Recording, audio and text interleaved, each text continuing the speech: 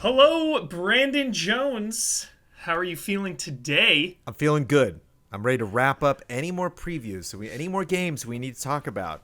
Yes. Before we hang up our stockings. One last preview of the year 2021, I assume, and that is CrossfireX. Hubert, tell me what this is. So Crossfire is originally a multiplayer game that is huge in Asia. One of the highest selling, most played multiplayer games in the biz, which we know very little about. Yeah. But now they've partnered with Remedy, good old Remedy of Max Payne, Quantum Break, Control, Alan Wake fame, for a full-on campaign. And Brandon Jones, the number one comparison, if you're like, what the hell is this game? The number one game I can compare this to, let's see if you get this. PS2, first-person shooter, Black. Oh, we talked about Black the other day. No, Black was classic. Black. Yeah, Black was... game... Yeah. Black's funny because Black shows just how tough 3D is. Because Black's one of those games that, like, if anyone watching this video, it's like, ooh, and they Google that, it's a PS2 looking PS2 shooter. You know, it's not going to just be suddenly leaps and bounds. But at the time, that destruction, the bullet casings flying everywhere, yes. Like, it was a lot of heavy duty action. And you're right, from what I've seen at Crossfire, it does kind of have the same vibe. But that's the thing is, like, I expected Black to just be kind of hard-boiled action, and I wasn't really getting into that game for characters or whatever. Yeah. Whereas it just seems there's so much going on here. It seems like there's a story I should know that I'm not. There's a lot of people cabling themselves to vehicles. It's Jones, like, what war are we fighting? What's going on? Jones, there is so much potential with this game, honestly. It's a little rough around the edges and a little generic with like a lot of the military jargon and like soldiers coming in, you know, a lot of the encounters you're like stopping and popping, like things you've done a million times, but there's a really good amount of variety that sets that stuff apart. So in one of the first missions, you're swapping back between the characters in your squad. So like one of your guys goes in and you're mowing him down, and then he's kind of under fire, and then you'll become the sniper and start sniping. Cool. So they do a really good job of mixing it up enough so you don't get in that comfortable generic routine of just like shooting enemies over and over. They really keep you on your toes. Yeah. And I found myself just getting addicted and kind of just getting lost in this, absorbed. Check it out! Easy climb! Nothing about this mission's been easy. Whoa! Shit! That's good! You guys move! It's really linear, and I think that helps the storytelling. It's super linear, but the environments, a lot of them are big enough where you can go off the beaten path. There's a ton of collectibles. You can find like documents and stuff, lore to kind of flesh it out. In the first mission, we're playing as Global Risk. Global Risk and Blacklist. I get confused. They sound so familiar. I still can't wrap my head around it. But Global Risk is this giant private military corporation, and you are infiltrating kind of this Eastern European area to find this device called the Catalyst. And I don't know how much I really want to go into this. Has it fallen into the wrong hands? Or is it like a research thing? Is it like... It is a very Remedy Sam Lake device. Cool. Yeah, there's some cool story beats in this game. Like, I'm... The name of the game is potential. There's a lot of potential with this game. I just imagine them working on something. They're planning all of this control stuff. They've been working on Alan Wake 2. They're probably storyboarding that and just like putting all the beats together. And then they get this call where they're like, we love you. We trust you with our brand. We want you to make Crossfire. Sam Lake's like, I got to play a lot of Crossfire. So he's just up late at night, rising the leaderboards, really understanding the nuance. I saw his name in the credits. It was like a scenario concept or whatever. It was like 3 people in Sam Lake. I was like, all right. Because the scenario is cool. It's constantly changing.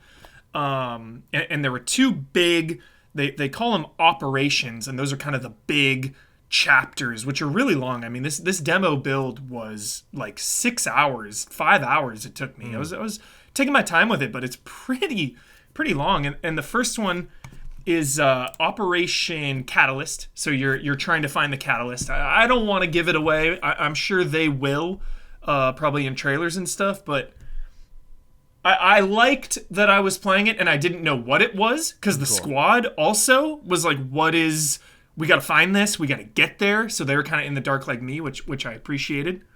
So it's Operation Catalyst. And then Operation Spectre, you take control of the other side of things.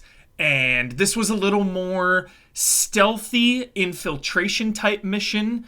Kind of going through the vents, you got your knife, you're taking people out, and just that gameplay variety again, going from run and gunning to a little more smaller scale, kind of dodging tripwires. One of the characters, Jones, this I will spoil because it spoke to my heart and my soul. One of your squad mates gets stuck behind lasers. Oh no. And he goes, I hate lasers. Oh. And the guy's like, you hate lasers? He's like, everything about him. Laser phobia. And I was like, yeah, screw lasers. So you have to go like shut the lasers off for this character. It was good. It was good. Yeah, and then just classic Control Max Payne stuff, Jones, of like weird dreams, like what is happening? There's some like weird dream world things going on, and kind of, I could have used a little of that in the trailer at the Game Awards. That's kind of where I'm at with this. I want it to do. Kudos to you for coming up with the word generic. And it's not necessarily bad. Like in some ways, like Bravely Default 2 is kind of generic, but like I love it for that. I love that it knows what's going to work and it knows what's been done before. And so like I'm happy for this brand. It's like, get out there. Like League of Legends, I got friends talking about TV shows, and they're not going to play a match of League of Legends in their life, but now they're absorbed into the world because of the power of storytelling. And so it's like, oh, this is cool. This is a team that does storytelling really, really well, meshes storytelling and action. And so I have strange hopes for this, but like am super tuned out at the same time. And so I even questioned when I heard it was like, oh yeah, we're gonna be doing a preview with Hubert. I was like, did he play it? Is this a video game? Like what? Because it had, and I think this is one of the uphill battles. It has that air of something that came out 3 years ago, but now we're getting some weird director's cut, and it's like, no, this is hot off the presses from one of the most celebrated and talented developers.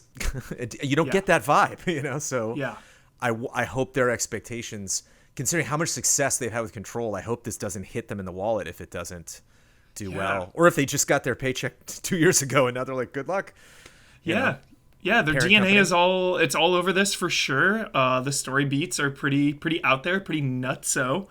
And just like I mentioned with Black, just kind of the destructible environments, people behind cover and you can like shoot through it. I wish there was a little more. There is some destruction, things kind of fly all over the place, but it also kind of feels static in a way. Like you'll shoot glass and it'll kind of deteriorate, but it doesn't pop like it could, but it is there, which I still do appreciate. Maybe like other Remedy games have, because I think that's a fair comparison. Because they love to, bend time, and absolutely shattering is something that it's a lot. I almost forgot. I'm so glad you said that. There's a time slowdown mechanic, of course. Yes, you have a little rechargeable thing. When you do it, the twist this time around is when you hit it, everything is super slow, but if you shoot or move, it speeds up. Oh, okay. So you can kind of pop it, survey your assessment, survey your surroundings, and then kind of go in there, guns blazing. The other chapter I said, chapter 3, Operation Spectre, was just a little more high tech looking, kind of city vibe, versus the chapter 1, which was more of a Eastern European mining town kind of. So. Yeah, high hopes. The story seems like it's going places. It was bouncing around between characters and stuff, but it still was very coherent. And I appreciate that there's like collectibles everywhere to kind of take your time and explore. Good variety. I'm detecting electrical surges at your position. The EOE explosion must have blown these loose. Good. What'd you play this on? This whole build is for Series X. This is the only way to play it for now, they said, was just this build. They didn't have the PC build at all. They just had Series X. But not Xbox One, just current gen? Yep. You know? Yeah. Current build is specifically for Series X, they said. Again, just know those things like, yay, let's talk about this more. Let's Yeah. not just say, like, this brand you don't know. It's like, you know. Yeah. It's a lot of CG, too. You know, you're talking about these really cool environments and stuff, and it's like, you know, I've seen the same CG cutscenes almost in every single trailer, and so I'm excited to get this footage of you tearing through this game. I'm excited. Yeah, they will. To show the world. They will provide B-roll for this preview, but yeah, there's even like cinematics and stuff. Not Call of Duty levels like those. The Call of Duty cinematics are like best in class, but really good cinematics here. You know, to flesh out the story. Some of them are pretty long. Like I was sitting there for 5 minutes at a time sometimes, like getting this story. So. Colorful cast of characters that I'm like weirdly invested in now, Jones. Like this game has potential. I don't think it's going to revolutionize or blow anyone away. But if you like Remedy and if you like first-person shooters, this has potential for sure. They're gonna creep in that spooky stuff. I know it. You're gonna get to the end of this game and it's just gonna be werewolves. They're gonna totally. Yep. And yeah, that was it. That was CrossfireX from Remedy Entertainment, and it should be launching next year. And I'm sure we will have more to say about it then. Thanks, Jones.